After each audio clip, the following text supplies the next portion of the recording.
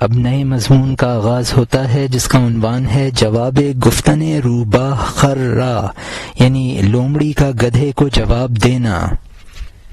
لومڑی نے کہا حلال رزق کا تلاش کرنا حکم بجا لانے کے لیے فرض ہوتا ہے، یہ عالم اسباب ہے اور بغیر سبب کے رزق حاصل نہیں ہوتا ہے، تو طلب کرنا ضروری ہے، اور اللہ کا فضل طلب کرو، وابتغوا من فضل اللہ کا حکم ہے تاکہ چیتے کی طرح چھیننا نہ پڑے۔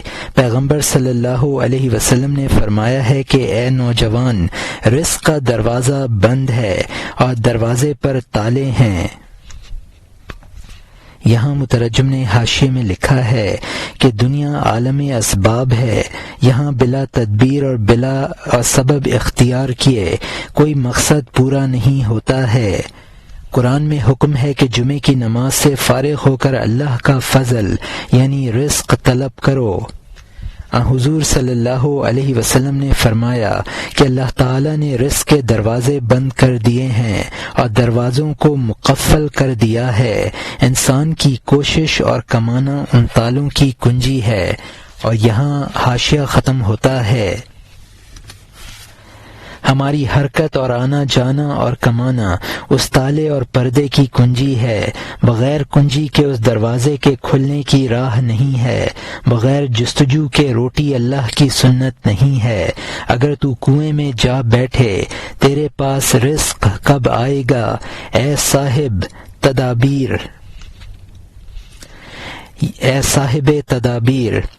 اور یہاں مترجم نے حاشیے میں لکھا ہے کہ چابی کے بغیر کوئی تالا نہیں کھلتا ہے، لہٰذا رزق حاصل کرنے کے لیے کمانا ضروری ہے۔ لومڑی نے گدھے سے کہا کہ اگر تو کنویں کے اندر جا کر بیٹھ جائے تو تیرے پاس رزق خود چل کر نہ آئے گا۔ گدھے نے کہا کہ سبب کے بغیر رزق کا نہ آنا توکل نہ ہونے کی وجہ سے ہے، ورنہ اگر خدا پر پورا توکل کیا جائے تو رزق خود آتا ہے۔ دنیا طلبی کے لیے جستجو کرنی پڑتی ہے، ورنہ رزق تو خود پہنچتا ہے۔ اور یہاں حاشیہ ختم ہوتا ہے۔ اب نئے مضمون کا آغاز ہوتا ہے جس کا عنوان ہے جواب گفتن روباہ را، یعنی اس گدھے کا لومڑی کو جواب دینا۔ اس نے کہا توکل کی کمزوری سے یہ ہوتا ہے، ورنہ وہ روٹی بھی دیتا ہے جس نے جان دی ہے۔ جو شخص شاہی اور کامیابی چاہتا ہے اے بیٹا، پہلے بھی اس کے لیے روٹی کا لقمہ کم نہیں ہوتا ہے۔ چرندے اور درندے سب رزق کھانے والے ہیں، نہ وہ کمائی کے درپے ہیں اور نہ رزق کو لانے والے ہیں۔ سب کو رزق دینے والا روزی دیتا ہے، ہر ایک کا حصہ اس کے سامنے رکھ دیتا ہے۔ جس نے صبر اختیار کیا رزق اس کے سامنے آ جاتا ہے۔ محنت اور کوششیں تیری بے صبری کی وجہ سے ہیں۔ یہاں مترجم نے حاشیے میں لکھا ہے کہ چونکہ انسان بے صبر ہے اس لیے رزق کی تلاش میں مارا مارا پھرتا ہے۔ اور یہاں حاشیہ ختم ہوتا ہے۔ اب نئے مضمون کا آغاز ہوتا ہے جس کا عنوان ہے جواب گفتن روباہ خرّا کہ من راضیم بقسمت خود، یعنی لومڑی کا گدھے کی اس بات کا جواب دینا کہ میں اپنے حصے پر راضی ہوں۔ لومڑی نے کہا یہ توکل نایاب ہے، بہت کم ہیں جو توکل میں ماہر ہیں۔ نایاب کا چکر لگانا نادانی ہے۔ ہر شخص کو شاہی کرنے کا راستہ کب میسر ہے، جبکہ قناعت کو پیغمبر صلی اللہ علیہ وسلم نے خزانہ کہا ہے۔ ہر شخص کو چھپا ہوا خزانہ کب ملتا ہے۔ اپنا رتبہ پہچان اور اونچا نہ اڑ تاکہ تو شور و شر کے گڑھے میں نہ گرے۔ محنت کر اور طلب میں کوشش کر، جبکہ تو توکل میں صبر نہیں کر سکتا ہے۔ یہاں مترجم نے حاشیے میں لکھا ہے کہ لومڑی نے گدھے سے کہا اس قدر توکل کہ رزق خود آئے بہت کمیاب ہے۔ توکل کا یہ مرتبہ صرف شاہوں کو حاصل ہے۔ حضور صلی اللہ علیہ وسلم نے قناعت اور صبر کو خزانے سے تعبیر کیا ہے۔ خزانہ ہر شخص کے ہاتھ نہیں آتا۔ اور یہاں حاشیہ ختم ہوتا ہے۔ اب نئے مضمون کا آغاز ہوتا ہے جس کا عنوان ہے باز جواب گفتن خر روباہ را، یعنی گدھے کا دوبارہ لومڑی کو جواب دینا۔ گدھے نے کہا سمجھ لے تو نے الٹی بات کہہ دی ہے، جان کی جانب شور و شر لالچ سے آتا ہے، قناعت سے کوئی شخص نہیں مرا ہے، لالچ کرنے سے کوئی شخص بادشاہ نہیں بنا ہے، رزق سوروں اور کتوں سے بھی رکا ہوا نہیں ہے، بارش اور ابر انسانوں کی کمائی نہیں ہے، جس طرح تو رزق کا عاشق زار ہے، رزق کھانے والے کا عاشق ہے، اگر تو نہ دوڑے گا تو وہ تیرے اوپر آئے گا، اگر تو دوڑے گا وہ تیرے سر میں درد کر دے گا۔ یہاں مترجم نے حاشیے میں لکھا ہے کہ انسانوں کو اپنے رتبے پر رہنا چاہیے ورنہ مصیبت میں مبتلا ہو جائے گا، جبکہ توکل کا مرتبہ حاصل نہیں ہے تو انسان کو رزق کی تلاش کرنی چاہیے۔ گدھے نے لومڑی سے کہا تو الٹی بات کرتی ہے، توکل سے نہیں بلکہ لالچ سے روح منور و شر میں مبتلا،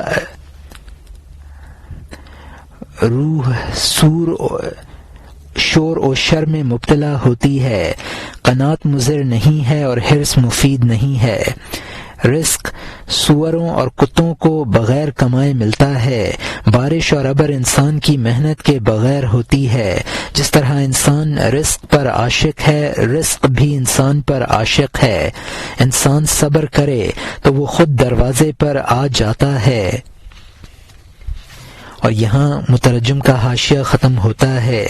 اب نئے مضمون کا آغاز ہوتا ہے جس کا عنوان ہے در تقریر معنی توکل و حکایت آن زاہد کے توکل را امتحان می کرد، او از اسباب منقطع شد، او از شہر بیرون آمد، او از شوارے او رہ گزر خلق دور شد، او پس بن کو ہے مہجور در غایت گرسنگی، سر برسنگ نہاد او با خود گفت توکل کردم، بر سبب سازی او رزاقی تو، او از اسباب منقطع شدم تابا بینم سببیت توکل را، یعنی توکل کے معنی کی تقریر اور زاہد کا قصہ جو توکل کا امتحان کرتا تھا اور اسباب سے جدا ہو گیا تھا اور شہر سے باہر آ گیا تھا اور راستوں اور لوگوں کی رہ گزر سے دور ہو گیا تھا اور بے آباد پہاڑ کی جڑ کے نیچے انتہائی بھوک کی حالت میں ایک پتھر پر سر رکھے ہوئے تھا اور اپنے آپ سے کہتا تھا کہ اے خدا، میں نے تیری سبب سازی اور رزاقی پر توکل کیا ہے اور اسباب سے علیحدہ ہو گیا ہوں تاکہ میں توکل کے سبب بن جانے کو دیکھوں۔ یہاں مترجم نے حاشیے میں لکھا ہے کہ ایک زاہد نے توکل کے سبب رزق ہونے کو آزمایا، وہ شہر سے بہت دور ایک پہاڑ کے پیچھے جا بیٹھا، اور یہاں حاشیہ ختم ہوتا ہے۔ ایک زاہد نے مصطفیٰ صلی اللہ علیہ وسلم کی جانب سے سنا کہ جان کو رزق یقیناً پہنچتا ہے، خواہ تو چاہے یا نہ چاہے، تیرا رزق تیرے عشق میں دوڑتا ہوا تیرے سامنے آ جاتا ہے۔ امتحان کے لیے وہ شخص روانہ ہوا، جنگل میں پہاڑ کے پاس جلد جا سویا کہ میں دیکھتا ہوں رزق میرے پاس آتا ہے تاکہ رزق کے بارے میں میرا خیال مضبوط ہو جائے۔ ایک قافلے نے راستہ گم کر دیا اور آ گیا، پہاڑ کی جانب اس آزمائش کرنے والے کو سوتا دیکھا، بولا یہ شخص اس طرف اکیلا کیوں ہے؟ جنگل میں راستے اور شہر سے دور، تعجب ہے یہ مردہ ہے یا زندہ کہ وہ بھیڑیے اور دشمن سے بالکل نہیں ڈرتا ہے۔ وہ آئے اور ہاتھ اس پر دھرا، اس نیک بخت نے جان کر کچھ نہ کہا، ہلا بھی نہیں اور نہ سر ہلایا، آزمانے کے لیے اس نے بالکل آنکھ نہ کھولی۔ پھر انہوں نے کہا یہ بے مراد کمزور بھوک کی وجہ سے بے ہوش ہو گیا ہے۔ وہ روٹی اور دیگچی میں کھانا لائے تاکہ اس کے حلق اور تالوئے میں ڈال دیں، تو اس شخص نے جان بوجھ کر دانت بند کر لیے تاکہ وہ شخص وعدے کی سچائی دیکھ لے۔ ان کو رحم آیا کہ بہت بے سر و سامان ہے اور بھوک سے موت اور فنا میں تباہ ہے۔ یہاں مترجم نے حاشیے میں لکھا ہے اس نے حضور صلی اللہ علیہ وسلم کی یہ بات سنی تھی کہ رزق لا محالہ پہنچتا ہے، رزق بھی انسان کا عاشق ہے۔ آزمائش کے لیے یہ زاہد جنگل میں ایک پہاڑ کے پاس جا لیٹا، یعنی وہ زاہد جو توکل کی آزمائش کر رہا تھا۔ وہ قافلے والے اس کے پاس آئے اور اس کو ہلایا، لیکن اس نے جان بوجھ کر خاموشی اختیار کر لی۔ اور یہاں حاشیہ ختم ہوتا ہے۔ وہ چھری لائے اور لوگ دوڑ پڑے، انہوں نے اس کے بند دانتوں کو کھولا، انہوں نے شوربہ اس کے منہ میں ڈالا، اس کے اندر انہوں نے روٹی کے ٹکڑے ملے تھے۔ اس نے کہا اے دل، اگرچہ تو خاموش ہے، تو راز جان گیا ہے اور ناز کر رہا ہے۔ دل نے کہا میں جانتا ہوں اور قصدن کر رہا ہوں، میری جان اور جسم کا رزق دینے والا اللہ ہے، اس سے زیادہ کیا آزمائش ہوگی۔ صابروں کی جانب رزق اچھی طرح آتا ہے تاکہ تو سمجھ لے اور توکل سے درگزر نہ کر۔ حرص کرنا کیا ہوتا ہے، گدھے پن سے ہے۔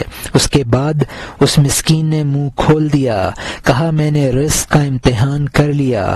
جو کچھ اس پاک دل رسول صلی اللہ علیہ وسلم نے فرمایا برحق ہے اور اس میں کوئی شبہ نہیں ہے۔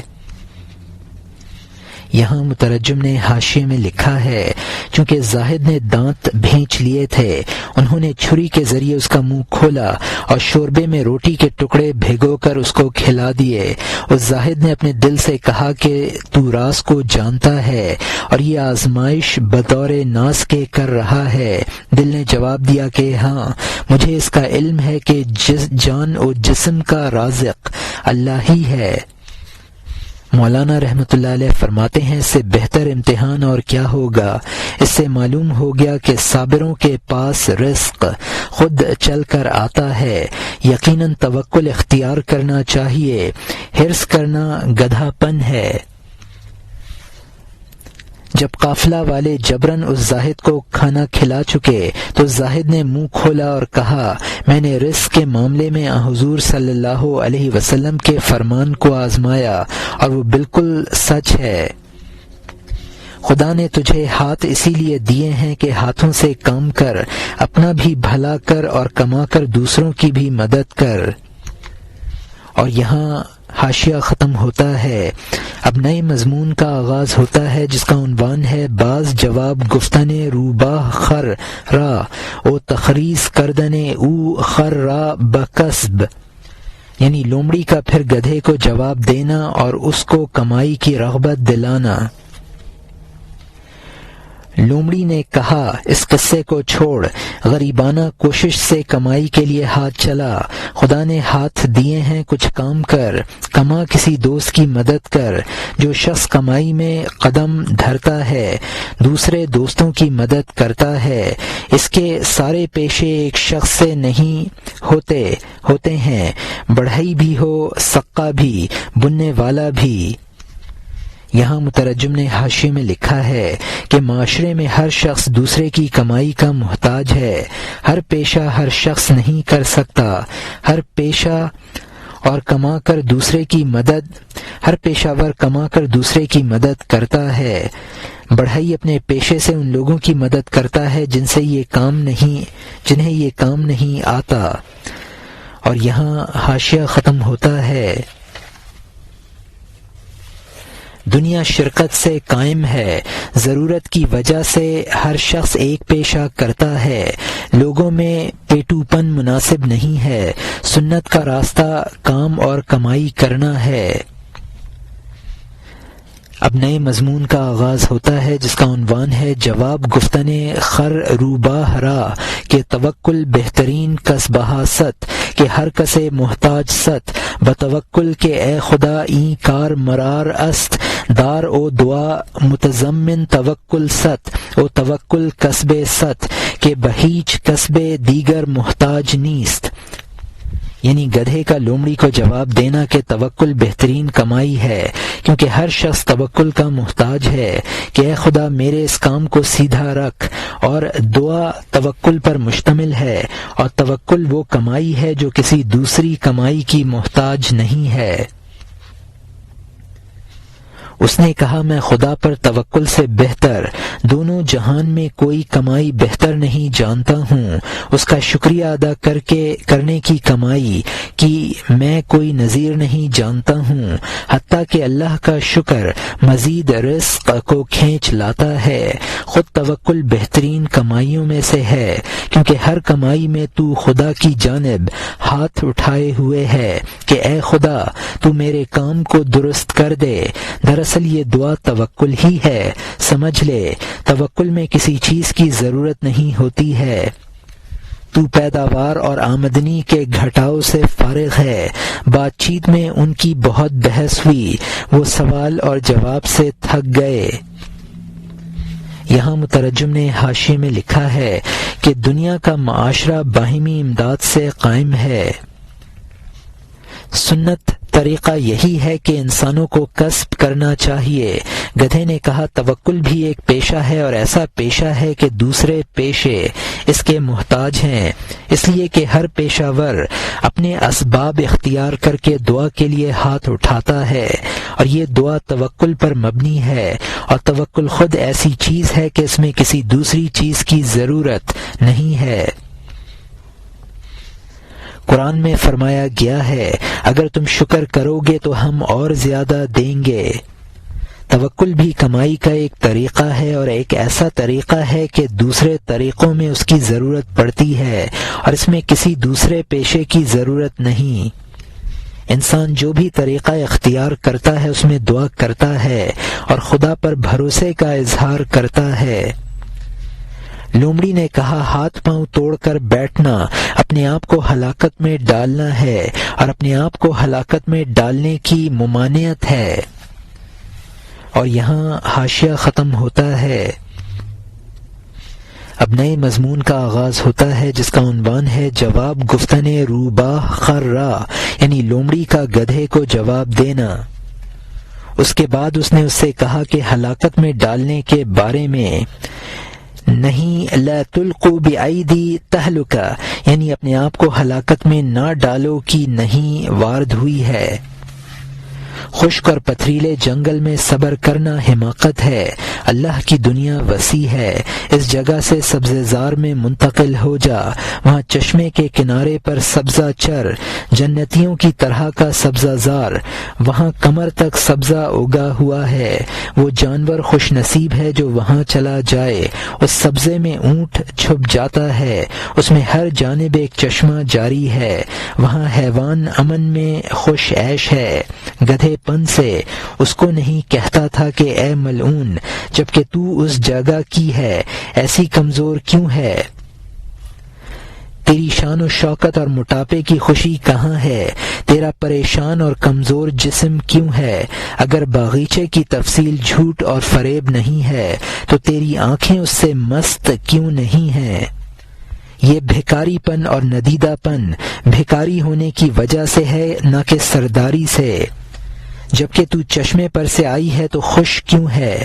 اگر تو ہرن کا نافہ ہے تو مشک کی خوشبو کہاں ہے؟ اگر تو جنتیوں کے باغیچے سے آ رہی ہے تحفے کے لیے گلدستہ کہاں ہے؟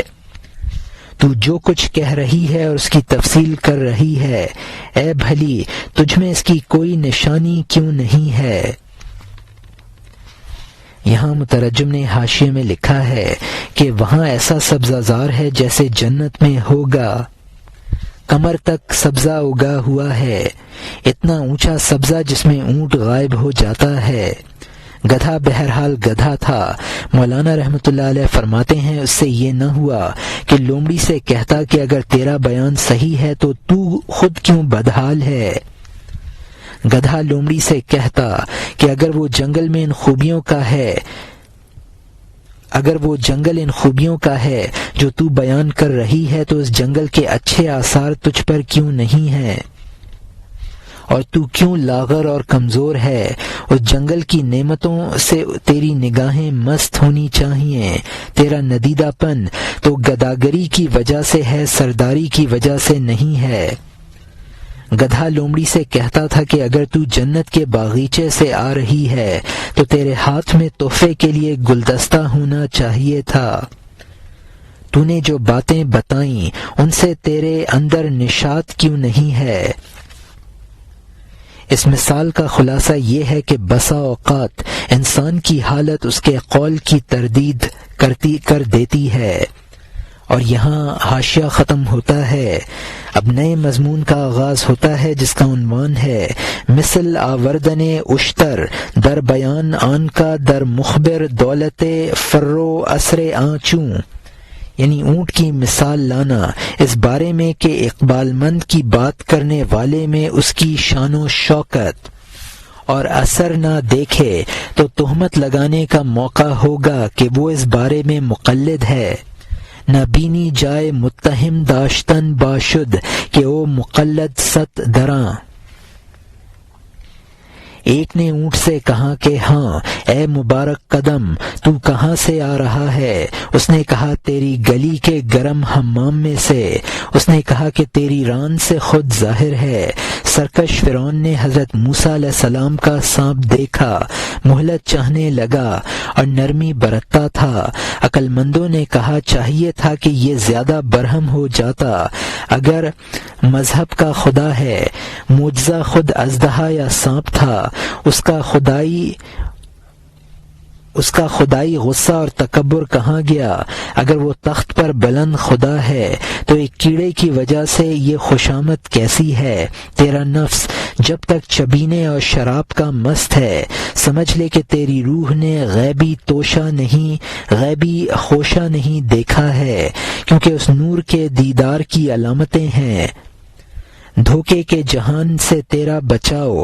پرند جب کھاری پانی کا چکر لگائے، اس نے میٹھے پانی کی مدد نہیں دیکھی ہے، بلکہ اس کا وہ ایمان نقلی ہے۔ اس کی جان نے ایمان کا چہرہ نہیں دیکھا ہے، لہذا مقلد کے لیے بڑا خطرہ ہے، راستہ اور ڈاکو کا ملعون شیطان کی جانب سے۔ جب وہ اللہ تعالیٰ کا نور دیکھ لیتا ہے مطمئن ہو جاتا ہے، وہ شک کی پریشانیوں سے سکون پا لیتا ہے۔ یہاں مترجم نے حاشیے میں لکھا ہے کہ ایک شخص نے اونٹ سے دریافت کیا کہ آپ کہاں سے آ رہے ہیں؟ اس نے کہا تیرے محلے کے حمام میں سے غسل کر کے آ رہا ہوں۔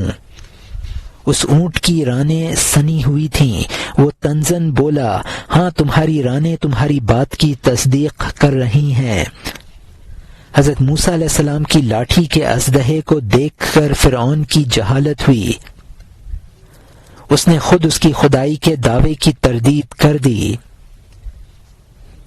جب تک انسان دنیاوی لذتوں کی طرف مائل ہے تو اس نے اخروی نعمتوں کی لذت نہیں چکھی ہے۔ اب اگر وہ اس حالت میں کمال کا مدعی ہو تو خود اس کا عمل اس کی تکذیب کر دے گا اور اس کا دعویٰ فرعونی دعویٰ ہوگا۔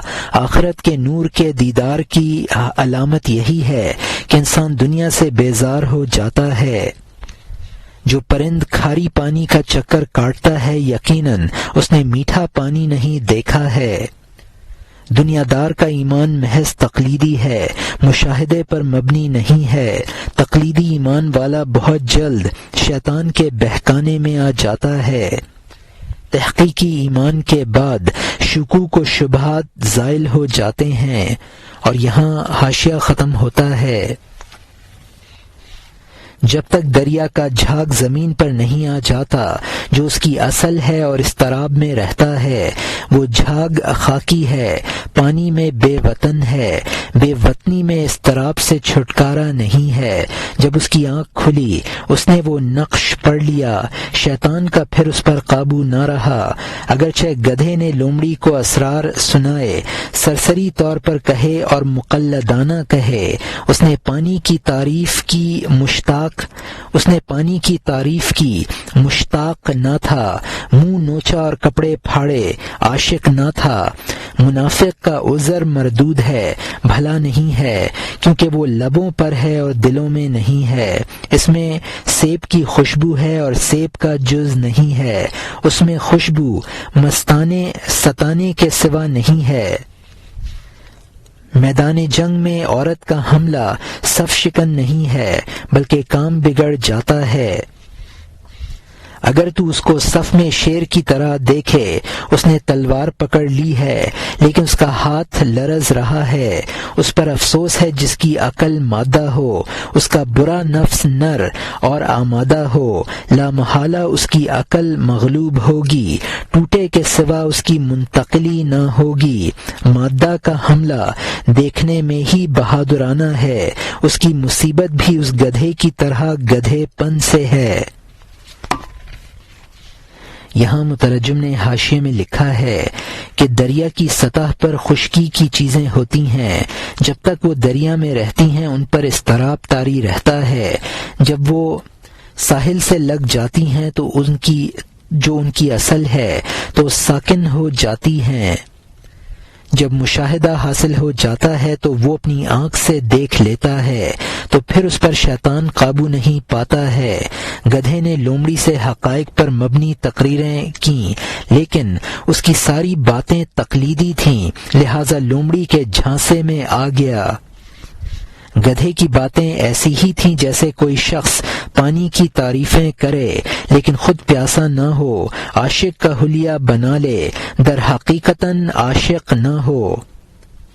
منافقین عذر پیش کرتے تھے لیکن وہ عذر حقیقت پر مبنی نہ ہوتے تھے، لہذا مردود تھے۔ منافقین مومنین کی خوبو پیدا کر لیتے تھے لیکن ان میں ایمان نہ ہوتا تھا، اور خوبو مسلمانوں کو نقصان پہنچانے کے لیے اختیار کر لیتے تھے۔ لومڑی اور گدھے کے مارکے میں گدھے کے حملے ایسے ہی تھے جس طرح میدان جنگ میں عورت کا حملہ۔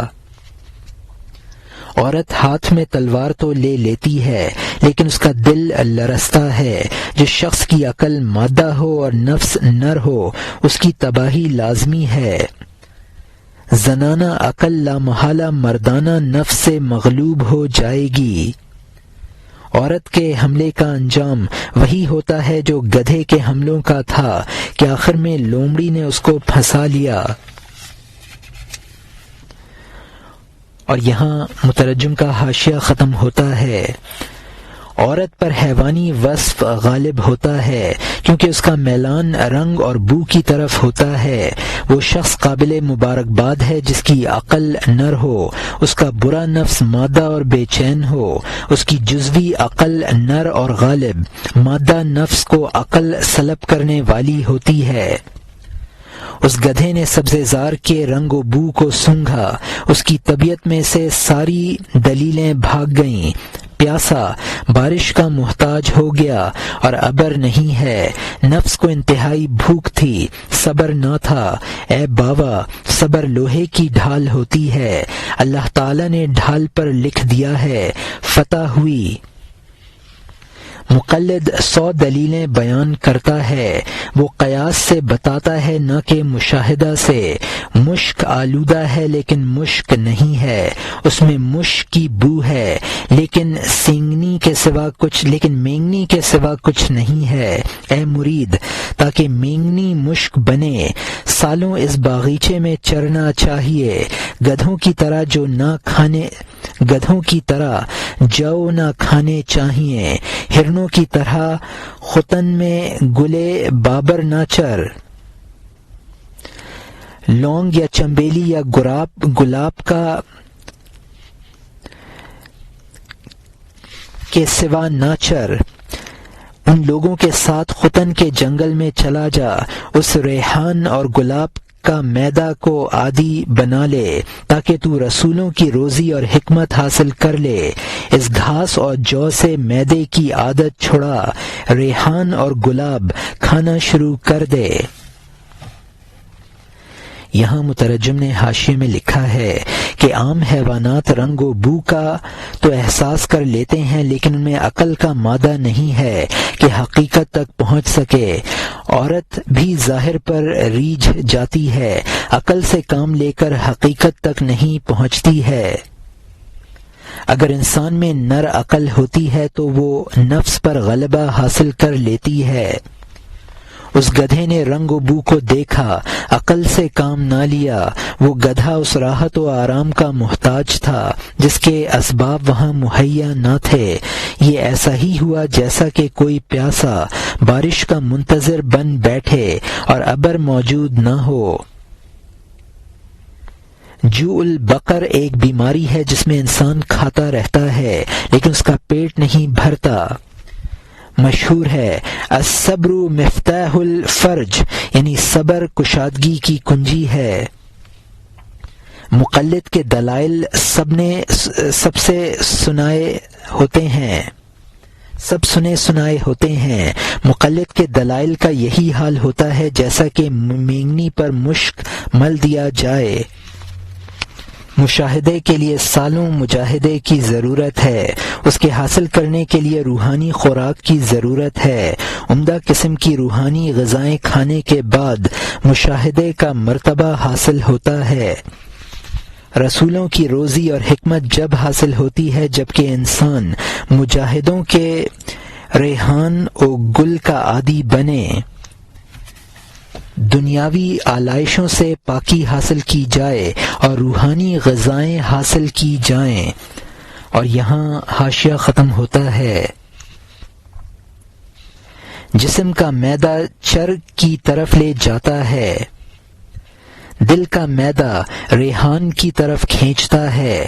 جو گھاس اور جو کھاتا ہے ذبح ہو جاتا ہے، جو اللہ کا نور کھاتا ہے قرآن بن جاتا ہے۔ خبردار تیرا آدھا مشک اور آدھا مینگنی ہے، خبردار مینگنی نہ بڑھا، چین کا مشک بڑھا۔ وہ مقلد 100 دلیلیں اور 100 بیان زبان پر لاتا ہے، کوئی جان نہیں رکھتا ہے۔ اس کی جان اس کی گفتگو سے خالی ہے، اس کے اسرار سے اس کا دماغ بے مغز ہے۔ چونکہ کہنے والا جان اور شان و شوکت نہیں رکھتا ہے، اس کی گفتگو میں پھل اور پتے کب ہوں گے۔ وہ انسانوں کو راستہ چلنے میں دلیر بناتا ہے، وہ گھاس کے پتے سے زیادہ جان سے لرزنے والا ہے۔ اس کی بات اگرچہ بہت شان و شوکت والی ہو لیکن اس کی بات میں کپ کپاہٹ پوشیدہ ہوگی۔ یہاں مترجم نے حاشیے میں لکھا ہے کہ جسمانی معدہ حیوانی غذاؤں کی طرف رغبت کرتا ہے، روحانی معدہ اسرار کی غذا چاہتا ہے۔ جو شخص حیوانی غذاؤں کا عادی ہوتا ہے وہ ہلاک ہو جاتا ہے۔ نورانی غذا سے انسان قرآن کی طرح متبرک بن جاتا ہے۔ انسان میں دونوں قوتیں ہیں، حیوانی بھی اور ملکوتی بھی۔ وہ شخص جو سنی سنائی باتیں بیان کرتا ہے اس کی صرف زبانی تقریر ہوتی ہے، اس میں کوئی جان نہیں ہوتی ہے، نہ اس کے دماغ میں اس کے اسرار ہوتے ہیں۔ جب کہنے والے میں کوئی جان نہ ہو تو اس کی بات بے نتیجہ ہوتی ہے۔ دوسروں کو تو وہ بہادر بناتا ہے لیکن خود لرزتا ہے۔ اس مقلد کی تقریر اگرچہ پرشوکت ہوتی ہے لیکن اس میں خوف بھی پوشیدہ ہوتا ہے۔ شیخ کامل اور ناقص انسان کی رہنمائی میں بڑا فرق ہے۔ صاحب نور شیخ صحیح رہنمائی کرتا ہے اور اس کی بات پرتاثیر ہوتی ہے۔ اور یہاں حاشیہ ختم ہوتا ہے۔ اب نئے مضمون کا آغاز ہوتا ہے جس کا عنوان ہے فرق میان دعوت شیخ کامل واصل و میان سخن ناقصان فاضل کے فضل تحصیلی بر خود بستہ اند، یعنی کامل شیخ واصل بحق کی دعوت اور ان ناقصوں کی بات کے درمیان فرق جو فضل کے مدعی ہیں اور جنہوں نے دوسروں سے فضل لے کر اپنے آپ سے وابستہ کر لیا ہے۔ نورانی شیخ راہ حق سے آگاہ کرتا ہے، بات کے ساتھ نور ہمراہ کرتا ہے۔ تو کوشش کر تاکہ مست اور صاحب نور بن جائے، تاکہ اس کا نور تیری بات کے ساتھ ہو۔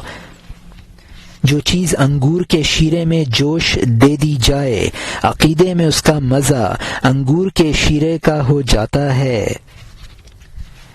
یہاں مترجم نے حاشیے میں لکھا ہے کہ انسان کو خود صاحب نور بننا چاہیے تاکہ بات میں تاثیر ہو اور نور اس کی بات کے لیے بمنزلہ حرف رومی کے ہو جو شعر کے آخر میں لازمی ہے اور اس حرف پر قافیہ کا مدار ہے۔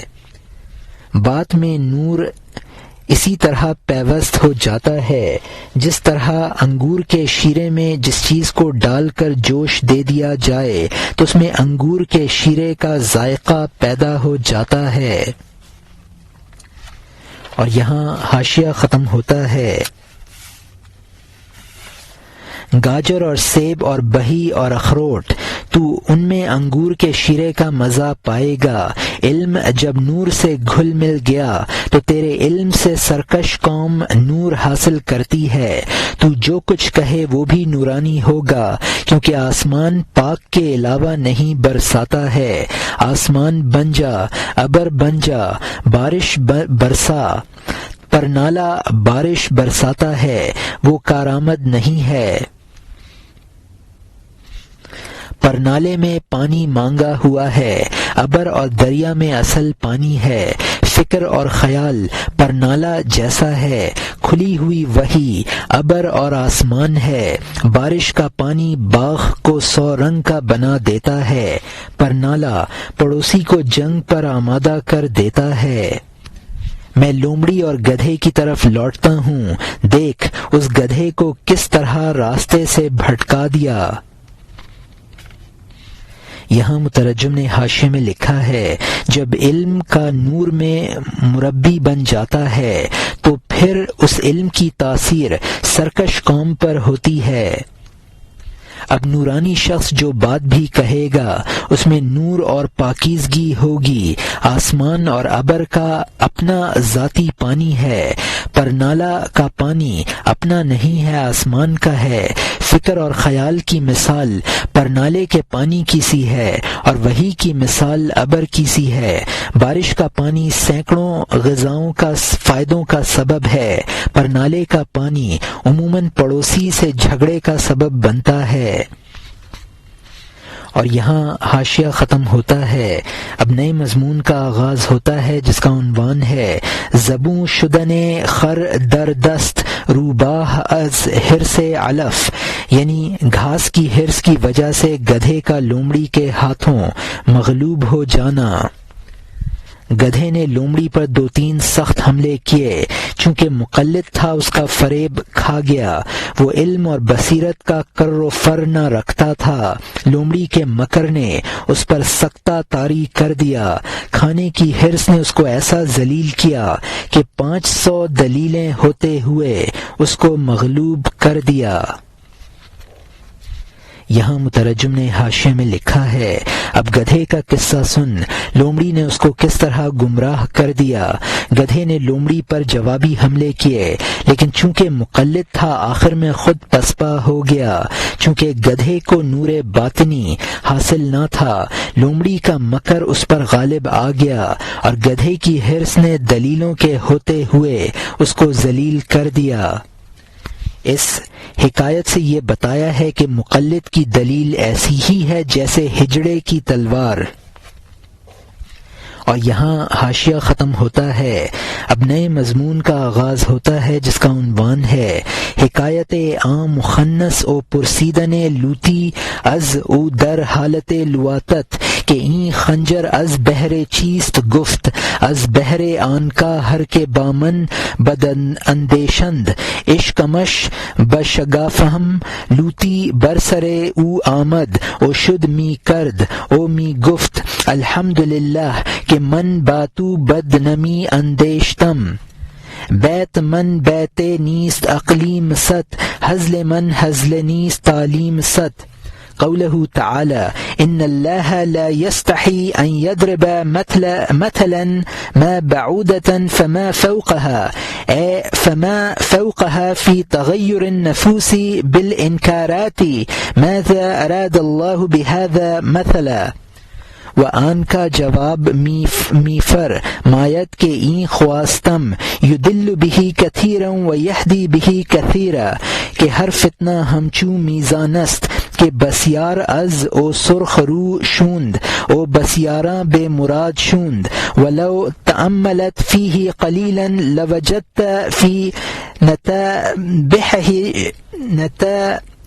نتابہ شریفۃ کثیرہ۔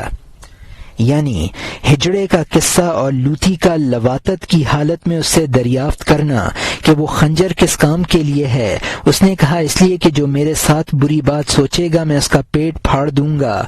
لوتی اس پر چڑھتا اور اترتا تھا اور کہہ رہا تھا خدا کا شکر ہے کہ میں تجھ سے برے کام کی نیت نہیں رکھتا ہوں، میرا شعر کوٹھڑی نہیں ہے خطہ ہے، میرا مذاق نہیں ہے تعلیم ہے۔ اللہ تعالیٰ کا قول ہے بے شک اللہ حیا نہیں کرتا اس بارے میں کہ وہ مچھر کی مثال بیان کرے، بس اس سے بھی زیادہ چھوٹی چیز کی جو انکار کی وجہ سے نفوس میں تغیر پیدا کرنے کے لیے اس سے بھی بڑھی ہوئی ہوں۔ انہوں نے کہا اس مثال سے اللہ کا کیا ارادہ ہے، اور یہ کہ جواب فرماتا ہے کہ میں نے یہ چاہا کہ اس سے بہت سے گمراہ ہوں اور بہت سے ہدایت پائیں، کیونکہ ہر آزمائش ایک ترازو ہے کہ بہت سے اس سے سرخرو ہو جاتے ہیں اور بہت سے بے مراد ہو جاتے ہیں، اور اگر تو اس میں تھوڑا سا بھی غور کر لے تو اس میں بہت سے عمدہ فوائد پائے گا۔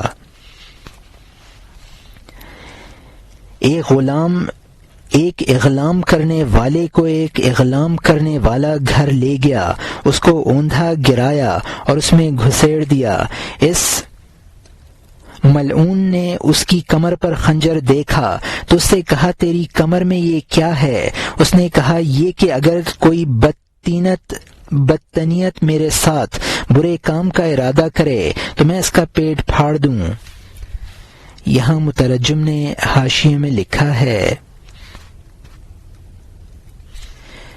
کہ میرے اشعار میں بہت سے معانی ہیں، چونکہ مولانا نے یہاں بہت فحش قصہ نقل کیا ہے، اس کی توجیح کرتے ہیں۔ قرآن نے سمجھانے کے لیے جب مچھر اور اس کے پر کی مثالیں دیں تو کفار نے اعتراض کیا کہ قرآن میں ایسی چھوٹی چھوٹی مثالیں کیوں دی جاتی ہیں، تو قرآن نے اس کو جواب میں کہا کہ فہمائش کے لیے اس طرح کی مثالیں دنیا دینا کوئی بری بات نہیں ہے، اور ایک آزمائش بھی ہے کہ اس قسم کی مثالوں پر کچھ اعتراض کر کے گمراہ ہوئے اور کچھ صحیح مقصد سمجھ کر ہدایت یاب ہوں۔ اور یہاں حاشیہ ختم ہوتا ہے۔ اغلام کرنے والے نے کہا اللہ کا شکر ہے کہ میں نے کسی فریب سے تیرے ساتھ برا ارادہ نہیں کیا، جبکہ بہادری نہیں ہے۔ خنجروں سے کیا فائدہ جب دل نہ ہو، خود فائدہ نہیں دیتی۔ حضرت علی رضی اللہ عنہ سے تجھے ذوالفقار میراث میں مل گئی، تیرے پاس شیر خدا کا بازو ہے تو لا۔ اگر تو حضرت عیسیٰ علیہ السلام کی دعا یاد رکھتا ہے، اے بے شرم، حضرت عیسیٰ علیہ السلام کا ہونٹ اور دانت کہاں ہے؟ تو چندے اور نذرانوں سے کشتی بناتا ہے، حضرت نوح علیہ السلام جیسا کوئی ایک ملاح کہاں ہے؟ میں نے مانا تو حضرت ابراہیم کی طرح بت توڑنے کہ تو نے حضرت ابراہیم کی طرح بت توڑ ڈالا، جسم کے بت کو آگ میں فنا کرنا کہاں ہے؟ اگر کام میں تیرے پاس دلیل ہے لا، اس کے ذریعے لکڑی کی تلوار کو ذوالفقار بنا دے۔ وہ دلیل جو تیرے لیے مانع ہے عمل سے، وہ خدا کا عذاب ہے۔ تو نے راستے میں ڈرنے والوں کو بہادر بنا دیا، چپکے چپکے تو سب سے زیادہ لرزنے والا ہے۔ تو سب کو توکل کا درس دیتا ہے تو ہوا میں مچھر کی رگ پر نشتر مارتا ہے۔ اے ہجڑے، تو لشکر سے آگے ہوا، تیرے جھوٹ اور داڑھی پر تیرا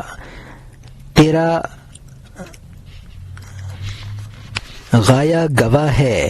جب نامردی سے دل پر ہو، داڑھی اور مونچھیں ہنسی کا سبب ہوتی ہیں۔ توبہ کر، بارش کی طرح آنسو بہا، داڑھی اور مونچھ کو مذاق سے بچا۔ یہاں مترجم نے حاشیے میں لکھا ہے جب انسان میں بہادری نہ ہو تو اس کے لیے خنجر اور سر کے لوہے کی جنگلی ٹوپی بیکار ہے۔ ذوالفقار حضور صلی اللہ علیہ وسلم کی مشہور تلوار جو حضرت علی رضی اللہ عنہ کے پاس تھی۔ حضرت علی رضی اللہ عنہ کا لقب اسد اللہ ہے۔ اگر کوئی حضرت مسیح علیہ السلام کی طرح دم کرنا سیکھ لے جس سے مردے زندہ ہو جاتے تھے تو وہ حضرت مسیح علیہ السلام کے ہونٹ اور دانت کہاں سے لائے گا؟ حضرت ابراہیم علیہ السلام نے اپنے جسم کو آگ میں ڈال دیا تھا۔ دلیل دراصل عمل ہے، جو دلیل عمل سے مانع بنے وہ عذاب الہی ہے۔ بے عمل انسان دوسروں کو واعظ کہہ کر بہادر بناتا ہے، خود بزدلی دکھاتا ہے، ایسا لالچی ہے کہ ہوا میں مچھر کے نشتر مار کر اس کا خون پینا چاہتا ہے۔ ہجڑے کی داڑھی ایک مذاق ہے، راہ سلوک کے ہجڑے کا یہ علاج ہے کہ وہ اللہ کے دربار میں گریہ و زاری کرے۔ اور یہاں حاشیہ ختم ہوتا ہے۔ عمل میں مردانگی کی دوا کھا تاکہ تو برج حمل میں گرم سورج بن جائے، مردانگی کی دوا کر اور نامرد نہ بن تاکہ سینکڑوں قسم کے خوبصورت پیدا ہوں۔ معدے کو چھوڑ اور دل کی جانب چل تاکہ اللہ تعالی کی جانب سے بغیر حجاب کے سلام آئے۔ اگر تجھے رستم پن چاہیے خنجر پکڑ، اگر تو ہجڑے پن کی جانب مائل ہے چادر اوڑھ لے، اگر تجھے رستم پن چاہیے ذرہ پہن لے، اگر تو ہجڑے پن کی جانب مائل ہے با جا مقد بیچ، ایک دو قدم چل، خوب تکلف کر تاکہ تجھے عشق اپنی آغوش میں کھینچ لے، میدان میں مردوں کی طرح جم تاکہ تو سولی کے نیچے مبتلا نہ ہو، عورتوں کی طرح زنانہ لباس سے کب تک تعلق رکھے گا، نیزے کی طرح مردوں کی صف میں آ جا۔ یہاں مترجم نے حاشیے میں لکھا ہے کہ سورج جب برج حمل میں ہوتا ہے اس کی شعاعیں زمین پر بہت تیز گرم پڑتی ہیں۔ مرد کے حسین اولاد پیدا ہوتی ہے، مجاہدے کرے روزے رکھے تو قرب خداوندی میسر آ جائے گا۔ اگر تو راہ سلوک کا رستم بننا چاہتا ہے تو مجاہدے کے خنجر سے نفس کشی کر، ورنہ عورتوں کی طرح چادر اوڑھ کر خانہ نشین بن جا۔ راہ سلوک میں تکلف سے ہی آگے قدم رکھ، پھر جذب شروع ہوگا۔ اور یہاں حاشیہ ختم ہوتا ہے۔ اب نئے مضمون کا آغاز ہوتا ہے جس کا عنوان ہے غالب شدن حیلۂ روباہ بر استعصام او تعفف خر او کشیدن روباہ خر را بسوئے بیشائے شیر، یعنی گدھے کے بچاؤ اور حفاظت پر لومڑی کے ہیلے کا غالب آ جانا اور لومڑی کا گدھے کو شیر کی کچھار کی جانب کھینچ لے جانا۔ لومڑی نے مکاری میں قدم رکھا، گدھے کی داڑھی پکڑی اور اس گدھے کو لے گئی۔ اس خانقاہ کا قوال کہاں ہے کہ جلد دف بجائے کہ گدھا گیا۔ جب خرگوش شیر کو کنویں میں پہنچا دے تو لومڑی گدھے کو گھاس کے پاس کیوں نہ لے آئے گی؟ یہاں مترجم نے حاشیے میں لکھا ہے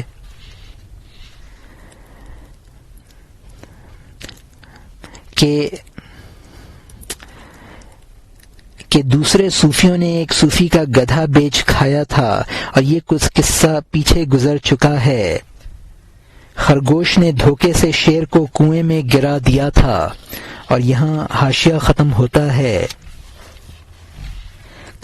کان بند کر لے اور منتر نہ سن اس فریاد رس والے کی منتر کے سوا، اس غیر ولی کے حلوے سے یہ منتر بہتر ہیں، کیونکہ سینکڑوں حلوے اس کے پاؤں کی خاک ہیں۔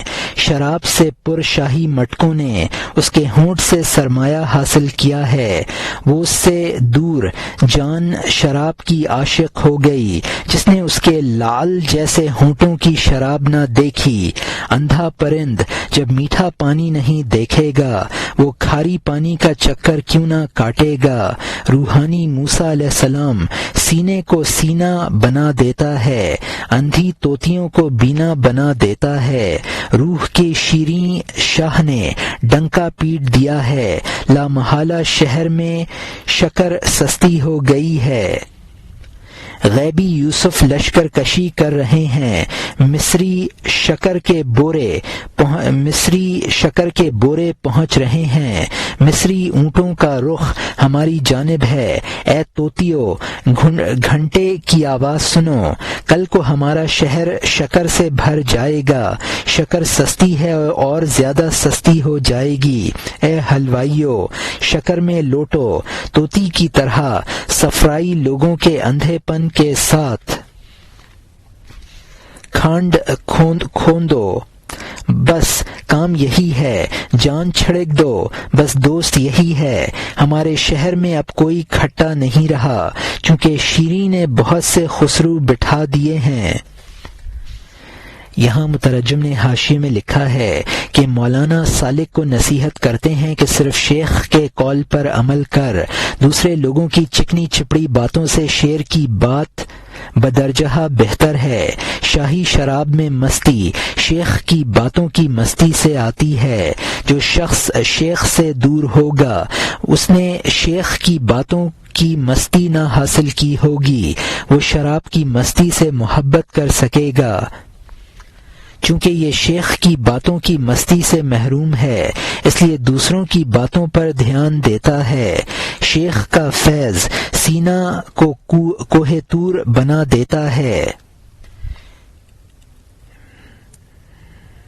شیخ نے صلائے عام دے دی ہے، اس لیے اس وقت شہر میں قند ارزاں ہے۔ اس سے مراد روحانی شیوخ ہیں۔ حضرت یوسف علیہ السلام کی مناسبت سے قند مصری کا ذکر کیا ہے، جس سے روحانی اسرار مراد ہیں۔ وہ سالک جو اسرار کے طالب ہوتے ہیں ان کو حلوائیاں کہا ہے، اور صفرائیاں سے مراد وہ شخص جس میں غلط صفرا کا غلبہ ہوتا ہے، اس کو شکر اچھی نہیں لگتی، اس سے مراد منکرین ہیں۔